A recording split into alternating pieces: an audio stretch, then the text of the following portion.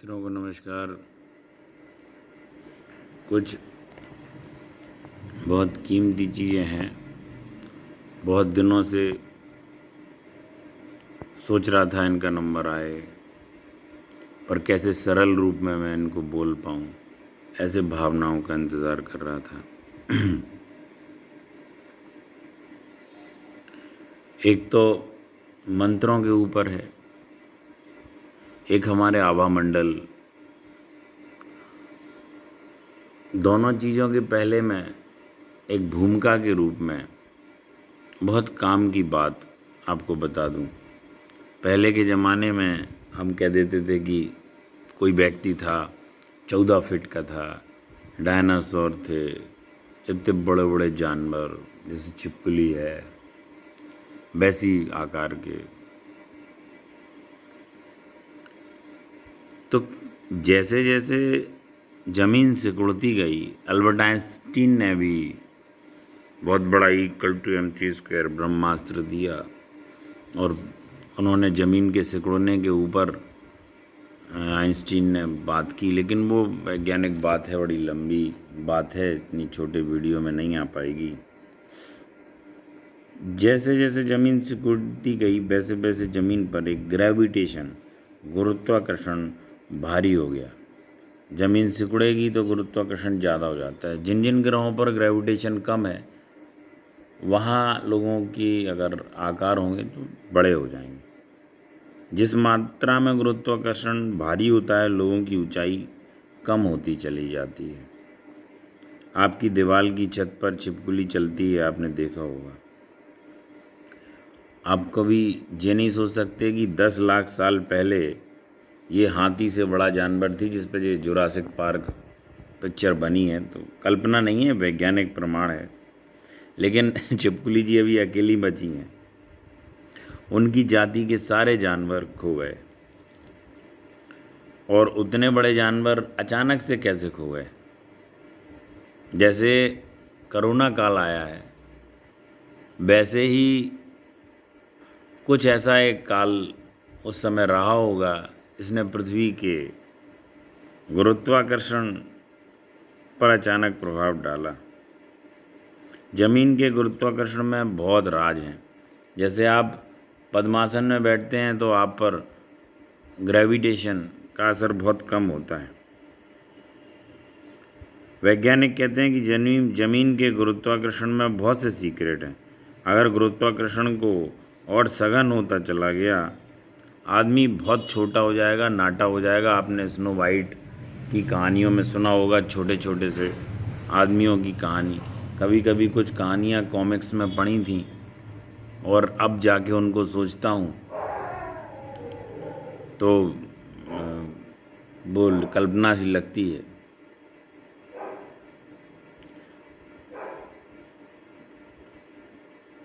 अगर ये बीच में कुत्ते भाई साहब एक आवाज़ कर रहे हैं तो इन पर ज़्यादा गौर नहीं करिएगा।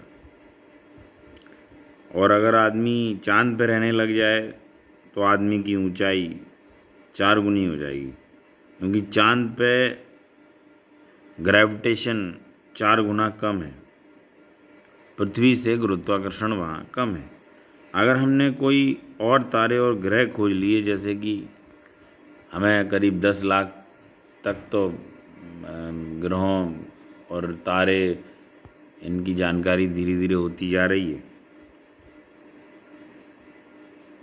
और अगर हम रहने लायक स्थिति बना पाए, वहाँ तक पहुँच गए और गुरुत्वाकर्षण वहाँ पृथ्वी के मुकाबले कम हुआ तो ऊंचाई बढ़ जाएगी। हम लोगों की ऊंचाई को 4 गुना 5 गुना अधिक हो जाए। मंत्रों का हमारे ऊपर बहुत चमत्कृत असर पड़ता है। पृथ्वी पे श्री कृष्ण ने भी गीता में गायत्री मंत्र को बहुत बड़ी संज्ञा दी है। उन्होंने पूरे 5000 साल में जितने इतिहास के बारे में बोला, उसमें गायत्री को बहुत बड़ा प्राथमिकता दी। ये महामंत्र करते क्या हैं? इनका काम क्या है? इनसे क्या फलित हो सकता है?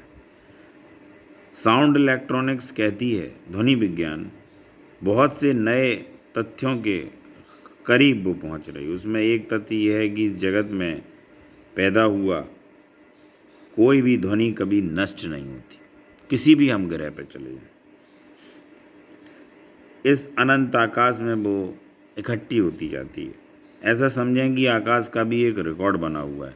जैसे पत्थरों के ऊपर भी कई ऐसे रिकॉर्ड मिले हैं 12-12,500 साल पुराने, वो उन पर किसी और वीडियो में उनके बारे में बताऊंगा। कि आकाश भी रिकॉर्डिंग करता है। आकाश पर भी किसी सूक्ष्म तल पर एक ग्रुप्स बन जाते हैं। इस पर रूस ने अभी कोरोना वायरस की दवा भी पहले ही निकाली और रूस इन खोजों में अग्रणी रहे, बहुत काम किया उन्होंने। अगर एक सद्भाव से भरा हुआ व्यक्ति, एक पवित्र मन से भरा हुआ व्यक्ति मंगल कामना करे, प्रार्थना करे और व्यक्ति आंख बंद करके अपने हाथ में जल से भरी हुई कोई मटकी ले ले, कुछ क्षण वो सद्भावों से भरा व्यक्ति जल की मटकी को हाथ में लिए रहे, तो वैज्ञानिक शोध बता रहा हूँ मैं आपको, और उन वैज्ञानिकों ने जिनने रिसर्च की उनका नाम था कामेनिएव, और एक अमेरिकी वैज्ञानिक थे, उन्होंने भी है रुडोल्फ केर, आप गूगल पर डाल लेना इनको। इन दो व्यक्तियों ने इस पर बहुत प्रयोग किए और ये प्रूव करके दिखाया कि जल गुणात्मक रूप से परिवर्तित हो जाता है। जैसे गंगा नदी पे भी आप रिसर्च करेंगे तो गंगा नदी पे भी मैं एक डिटेल से बात बताऊंगा। उस पर भी एक केमिकल असर है कि कीड़े क्यों नहीं पड़ते, उस पर केमिकल कोई फ़र्क नहीं पड़ता है। उस भावनाओं से भरा हुआ व्यक्ति, मंगल कामनाओं से भरा हुआ व्यक्ति के हाथ में अगर जल स्पर्श करे तो कोई केमिकल और रासायनिक परिवर्तन तो नहीं होगा, लेकिन उस जल से भरे हुए व्यक्ति में गुणात्मक परिवर्तन हो जाए, उसका गुण बदल जाएगा। वह जल अगर बीजों पर छिड़क दिया जाए खेत के तो वो बहुत जल्दी अंकुरित हो जाएंगे नॉर्मल पानी के बजाय। उसमें बहुत बड़े फूल आएंगे, बड़े फल लगने लगेंगे, वे पौधे ज़्यादा स्वस्थ होंगे साधारण जल के बजाय। कामनीएव ने सिंपल जो वाटर है उस जल को भी बीजों पे भी उसने भूमि पे छिड़का, और ये एक्स्ट्रा ऑर्डिनरी व्यक्ति के हाथ से छुआ हुआ जल भी जिसने उसमें प्रार्थना की थी, और मरे हुए रुग्ण करोनाग्रस्त मान लें आप, विक्षिप्त नेगेटिव इमोशन से भरे हुए व्यक्ति, नकारात्मक भावों से भरा हुआ व्यक्ति जो लोगों को मारने हत्या करने वाली बातों पर सोचता रहता है या अमंगल की कामना करता रहता है, ऐसे व्यक्ति के हाथ में भी जल दिया, या तो उससे बीज नहीं निकले या वो अंकुरित होते हैं तो बीज खराब, कीड़े लगी फसलें या कुछ ऐसा ही उनका भविष्य होता है। 15,000 प्रयोगों के बाद उन्होंने रिसर्च निकाली। अब तक हम सोचते थे कि केमिस्ट्री सब कुछ है, लेकिन केमिकली तो कोई फ़र्क नहीं हुआ। रासायनिक रूप से तीनों जलों में कोई फ़र्क नहीं, कोई भी फ़र्क नहीं दिखा सकते, वो फ़र्क जल में प्रवेश नहीं करता।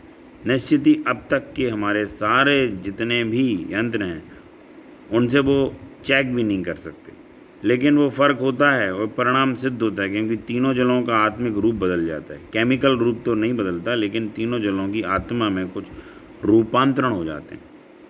अगर जल में रूपांतरण हो सकता है तो हमारे चारों तरफ फैले हुए आकाश में भी रूपांतरित हो सकता है, क्योंकि वो वाइब्रेशन जब जल छू रहा है तो फिर बाकी चीज़ों में भी अंतर पड़ना चाहिए। मंत्र की प्राथमिक आधारशिला इसी को मान लीजिए, मंत्र यानी वाइब्रेशन। मंगल भावनाओं से भरा हुआ मंत्र हमारे चारों ओर के आकाश में एक गुणात्मक अंतर कर देता है। उसे क्वालिटेटिव ट्रांसफॉर्मेशन कह सकते हैं, और उस मंत्र से भरा हुआ व्यक्ति जब आपके पास से गुजरता है तब भी वह अलग तरह के आकाश से गुजरता है। आपके चारों तरफ शरीर के आसपास एक अलग तरह का डिफरेंट क्वालिटी ऑफ स्पेस वो पैदा कर देता है। एक और रूसी वैज्ञानिक का आप अगर देखें, गूगल पर डाल लें आप, किर्लियान है नाम उनका।